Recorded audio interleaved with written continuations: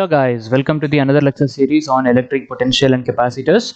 In the previous video we discussed problems on potential difference and also problems on potential energy of system of charges. In this video we will continue our discussion on the theory part, that is the next topic, which is potential at a point due to a electric dipole. Just like if you remember in the previous chapter we discussed electric field along the equatorial line and electric field along the axial line of an electric dipole. Similarly, we are also going to find out potential around a electric dipole, or potential at a point due to a electric dipole. So let's get started. So potential at a point due to electric dipole. Electric dipole means what? Positive and negative charges separated by a small distance. Okay, so let us say I have minus q here and then I have plus q here, and generally the distance between these two charges we take it as 2a. Okay, 2a is the distance between these two charges. Now we are interested to find out potential at some point here.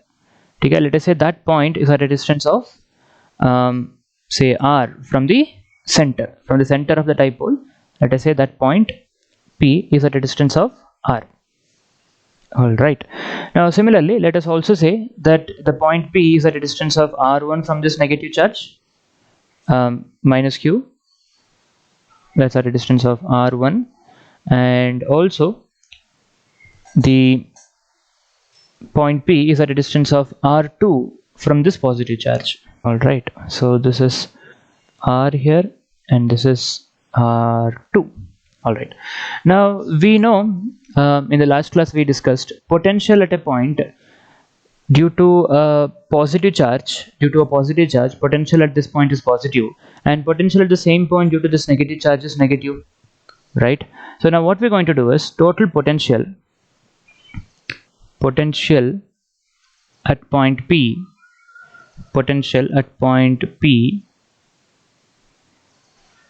is V equal to potential at this point P due to this positive charge, which is kq by r2, plus potential at the same point P due to the negative charge. Potential at this point P due to negative charge is negative, so it's going to be minus kq divided by r1.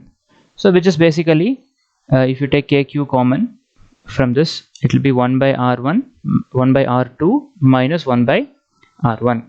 Now do we know what is r1 and r2? We don't know, but we know the distance of the point P from the center of the dipole. The point P is a distance of r. Now what we have to do is we have to express this r1 and r2 in terms of r. So let us say the angle made by the line joining the center to point P is theta. Okay, let us take like that. Now since this is a midpoint, I have drawn this line from the midpoint to this point P. This distance is going to be a from here to here, right? And this distance will also be a from the midpoint to this positive charge. Distance is a. Now what we will do is we will consider we will construct an arc, or we will draw an arc of length r1 keeping point P as a center. We'll keep the compass at point P and take the radius as r1, and we will cut an arc. Okay, so I'm going to cut an arc like that. So I just drew an arc keeping point P as a center and r1 as a radius. Now what we will do is we will extend this line. Okay, this line which we have drawn up to the center, we will extend it. Okay, we will extend it like that. Alright, so now this angle, if you see, this will also be theta, because this angle here is theta, so this angle will also be theta. Now I want to know how much is this distance, that is from here to here. This distance I want to know. Now can I not find out that? Don't you see this is approximately a right angle triangle, right? This is 90 degree here, because this line which I drew from point P to the midpoint, I've extended it. Don't you think that is also a radius only? Yeah, so that is a radius, right? So therefore this arc whatever I have drawn to that, if you find out the angle made by this extended line drawn from point P, this will be 90 degree. And this is a right angle triangle. This is a right angle triangle, and the distance from the center to minus 2 is a. Therefore this distance will be a cos theta. How do I know that? You can find that out. this angle is theta, okay, and this distance from here to here is a, and this is 90 degree, and this distance, how do I find out cos theta if I take, okay, let us say this is x now, which I don't know. Look at this triangle, cos theta will be adjacent by hypotenuse, okay, so adjacent is x, hypotenuse is a, so therefore x will be what, a cos theta, okay. That is how I get the distance from this center to this point as a cos theta. Now similarly what we will do is we will construct an arc of radius r2 keeping point p as a center again, okay. So we will construct an arc r2, a radius construct an arc of radius r2 keeping point p as a center. So we constructed an arc like that. Now again, don't you see, this is a right angle triangle, this is a 90 degree here, right, and this is approximately a straight line. See, we are doing this for a short dipole. That is why you might be wondering, array, this is an arc, how do you say it is a right angle triangle? Yeah, I know that it is an arc, but this length will be very, very small.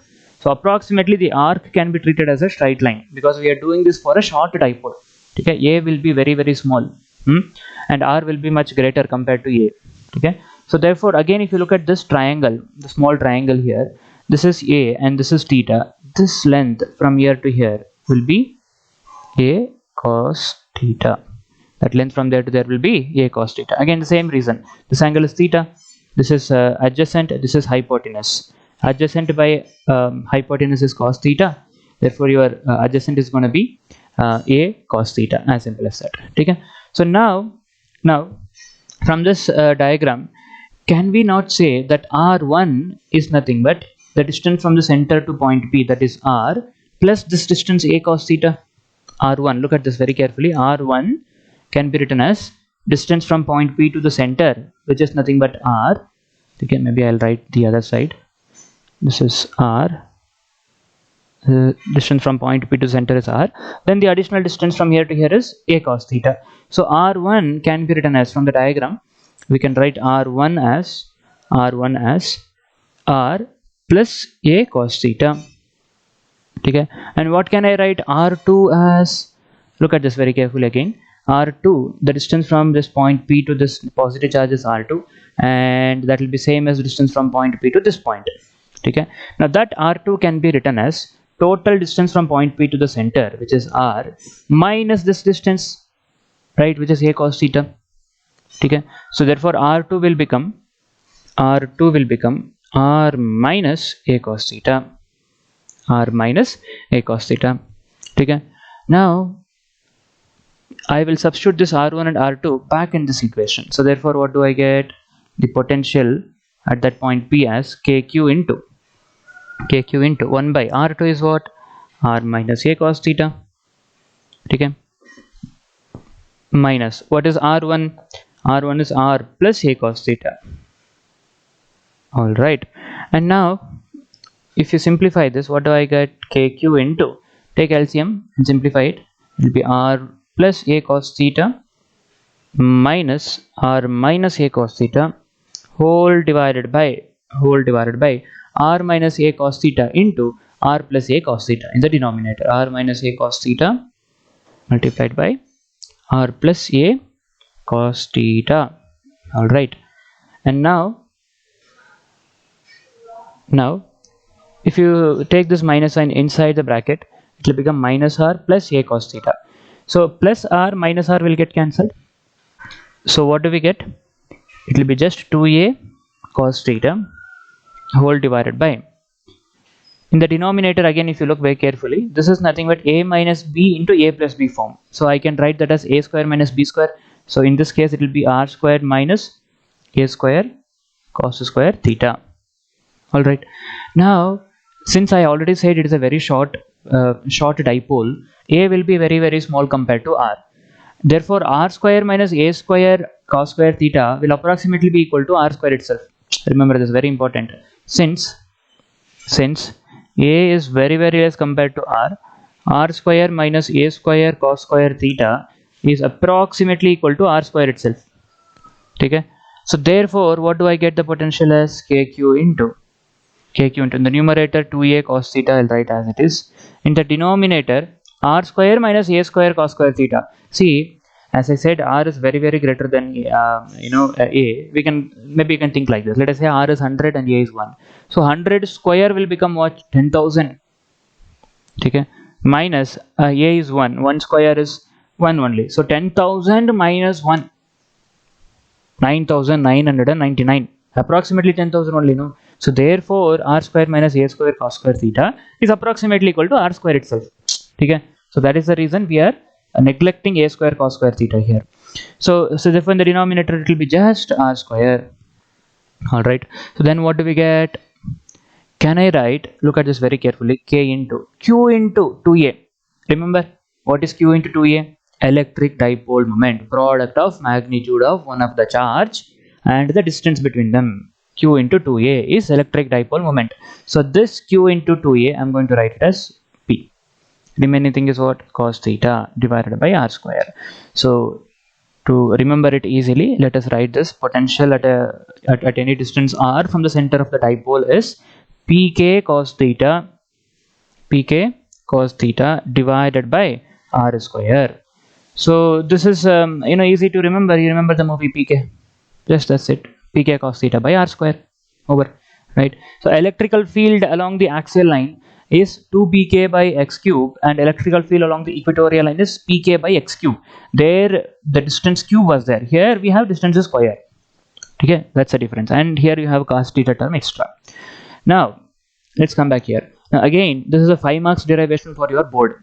Okay, I'll also write that here. This is 5 marks derivation. 5 marks derivation for board. All right.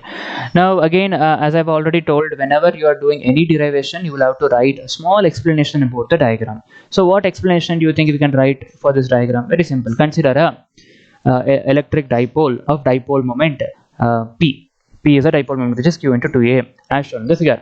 Let p be a point at a distance r from the center, making an angle theta with respect to the dipole moment. That means with respect to the axis, or with respect to the dipole moment. Dipole moment direction is from minus q to plus q, right? So let p be a point making an angle theta with respect to the dipole moment as shown in the figure. Okay, so let r1 and r2 be the distance of the point p from minus q and plus q respectively. Done. That's the explanation for the diagram. Then you go to next. From here you can start writing. What is that? Potential at point p is kq by r2 plus minus of kq by r1. Then you can do this derivation. Then when you come back here, you have to write a small explanation again. You are going to do a small construction here, right? So after this step you're going to write a small explanation, that is keeping point p as a center and r1 as a radius, cut an arc passing through minus q. Similarly, keeping point P as a center and taking R2 as a radius, cut another arc. Okay, as shown in the figure. Then you start writing everything as it is, like from the figure, R1 equal to r plus a cos theta, R2 equal to r minus a cos theta. Then you keep doing the derivation. That's it. So this is a little bit explanation that they expect. Okay, all right. So if you remember that explanation also, like if you remember the construction, you can easily write the explanation. It's not a some rocket science and all. It's easy only. You can easily do it. All right. So now we're going to write some important note on this. Look very carefully. If this theta is less than 90, obviously in this diagram you can see this theta is less than 90 degree. So then if this theta is lesser than 90 degree, don't you see this point P is closer to the positive charge than the negative charge? So therefore potential at this point P will be positive because this point P is closer to the positive charge. Okay, if theta is lesser than 90 degree, then the potential will be positive. Okay, you can see that in this expression, if you put theta equal to any angle lesser than 90 degree, it will be cos theta will be positive, so potential will be positive, right? Now if you put theta greater than 90 degree, cos theta will be negative, right? For any angle greater than 90 degree, cos theta will be negative. Any angle in the sense in the second quadrant, like between 90 to 180.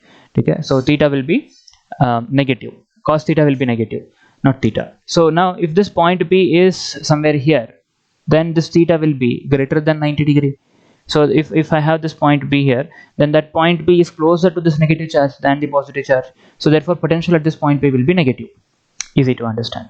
Okay, all right. Suppose if theta is 90. Okay, if theta is 90, go back here in the expression and see. If you put theta equal to 90 degree, then cos 90 is what? 0. right? So the potential is becoming zero.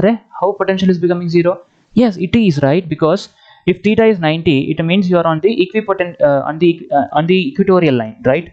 If theta is 90, which means it means you are on the equatorial line. You take any point on the equatorial line, you will be at equidistance from positive and a negative charge, right? And potential at a positive potential due to positive charge is positive and due to negative charge is negative. They will cancel out each other.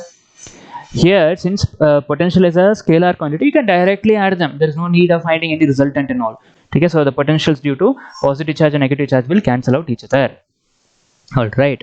So now we're going to write that as a note here. Note.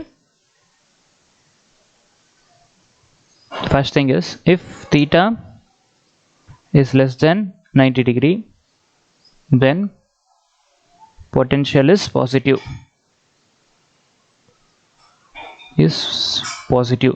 Theta is what? Theta is angle between dipole moment direction and the line drawn from the center to point B. That is theta. Okay? Angle between dipole moment minus q to plus q direction is dipole moment direction, and the line drawn from the center to point B. Okay? That angle is theta. Remember that.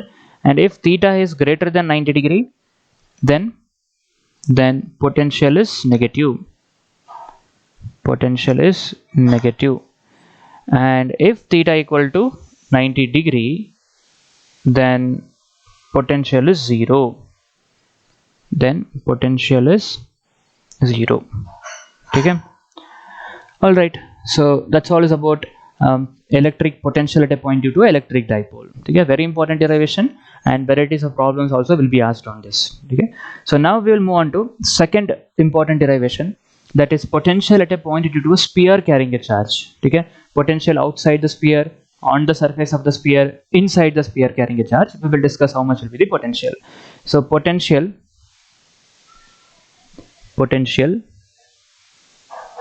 at a point due to hollow or solid sphere. Potential at a point due to hollow or solid sphere carrying charge. Okay.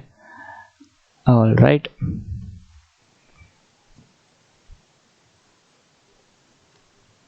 So now let us consider a sphere carrying a charge. Say consider a sphere.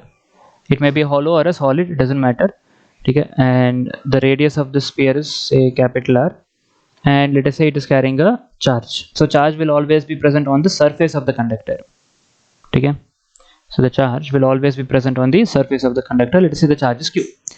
Now at a distance R, at a distance small r from this sphere carrying a charge, I want to know how much is the potential. Okay. For this, what are we going to do? The same derivation which we did for potential at a point due to a point charge. So let us consider a charge here, 1 unit charge. Okay. 1 unit charge, 1 unit positive charge, 1 unit positive charge, and let us say that is at a distance of x from the center. Say that is at a distance of x from the center. And now at that point it experiences a force which is electrical field itself, which is kq divided by x square is the force that it experiences. Now I want to bring it to the left. I want to move it by a small distance dx. Okay, against this electrical field, I'm going to bring this unit charge. I'm going to move this unit charge by a small distance dx. How much work will I have to do for that? F into dx. But as you move to the left, your x value is decreasing. So therefore I'm going to write as f into minus dx. And then f is nothing but how much? Kq by x square. Okay, into minus dx. This is small work done.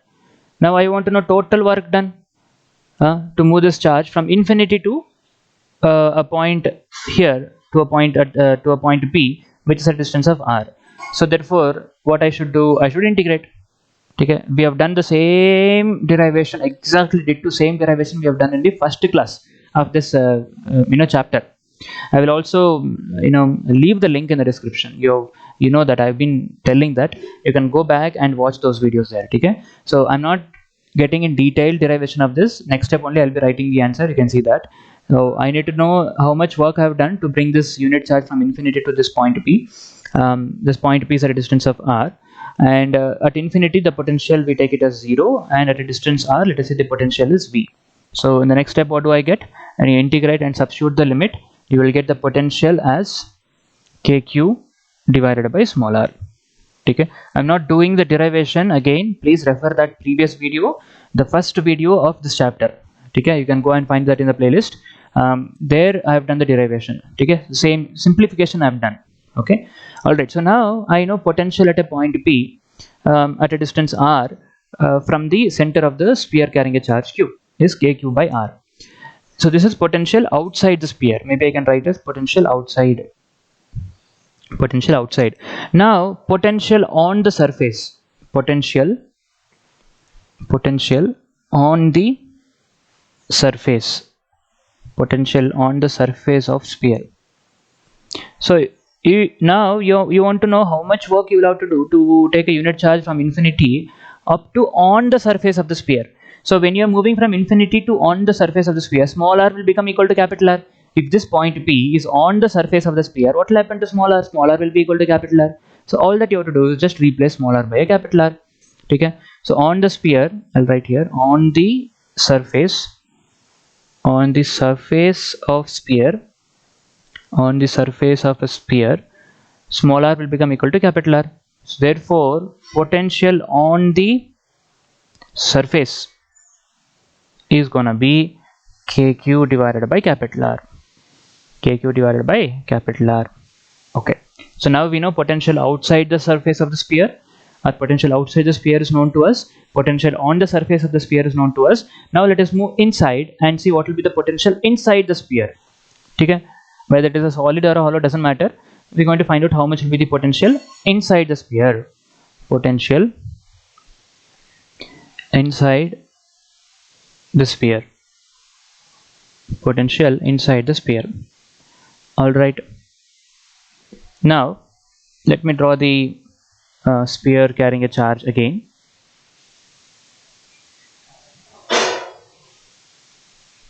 So this is my sphere carrying a charge q. Total charge is q on it. Now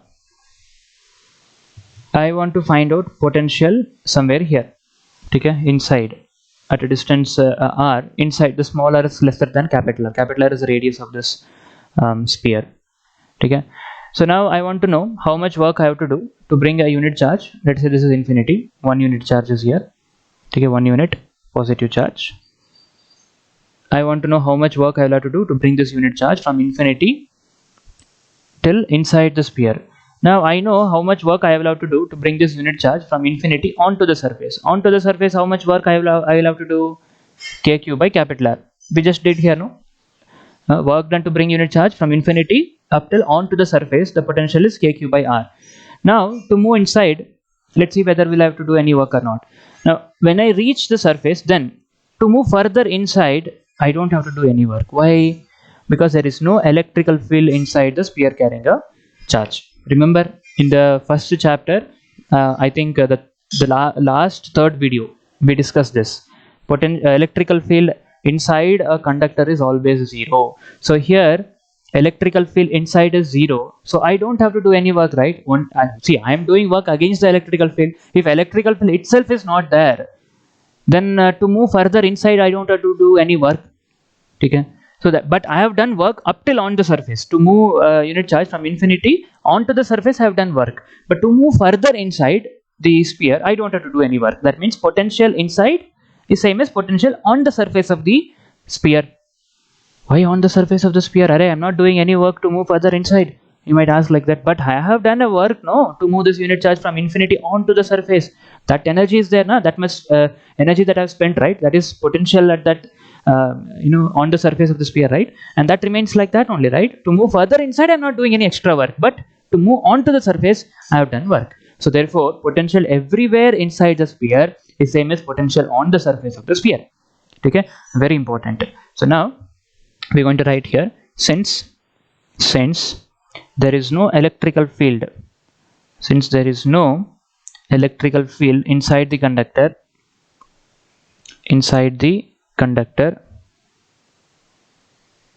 comma the potential everywhere inside the conductor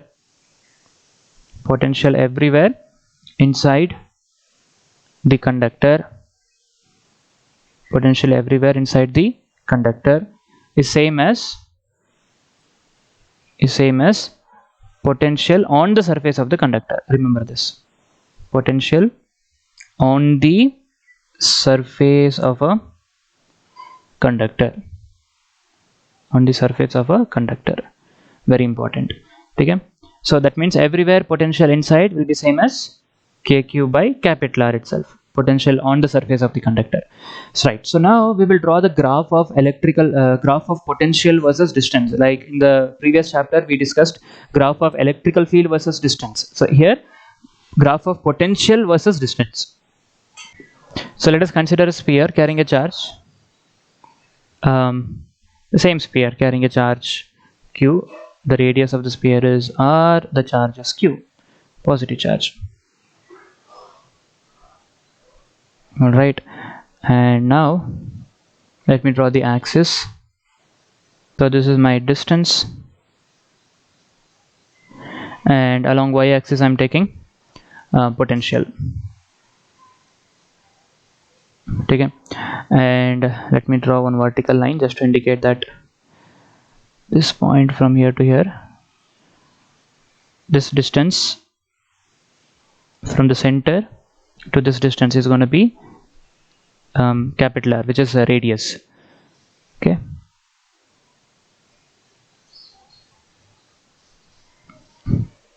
actually I don't have to draw this sphere here directly, I can draw the graph, but you know, to get a more idea of what exactly we are doing, I just drew this sphere here. Okay, now if I'm at the center, till I move on to the surface, everywhere the potential will be same as potential on the surface, right? So that means when I'm at the center, the smaller is 0 at the center. Okay, that is the distance from the center is 0 if I'm already at the center. So therefore at the center the potential will be same as potential on the surface, which is kq by r. Now everywhere inside the sphere, inside this conductor, the potential will be kq by capital R everywhere. Okay, now moment I come out, small r is greater than capital R, that means I moved out of the sphere. There the potential is what? kq by small r, denominator, you know, the r goes in the denominator, small r goes in the denominator, and that r will keep on increasing, therefore the potential will keep on decreasing. So the graph is going to be something like this. So this is how the graph is going to look like. So potential outside is kq by small r. The small r is going to keep continuously increasing as you move to the right. As you move away from the sphere, the small r is going to continuously keep on increasing, therefore potential keeps on decreasing. So this graph is very, very important. So, and also you should remember, if I try to draw the electrical field graph, then electrical field inside will be 0 up to the surface. Then electrical field on the surface will be peak. How much is that? kq by capital R square. Then it will start decreasing further as you move out. So this is how the graph of potential versus distance will look like. Okay, and graph of electrical field versus distance, you should go back and see in that video. So it will be somewhat very similar, but inside you will not have electric field, it will be 0, and then on the surface it will be kq by r square, and then it will keep on decreasing outside. All right, so that's all for this video. We'll continue the rest of the things in the next video. Till then, stay tuned, have a happy learning. Thank you all, bye bye.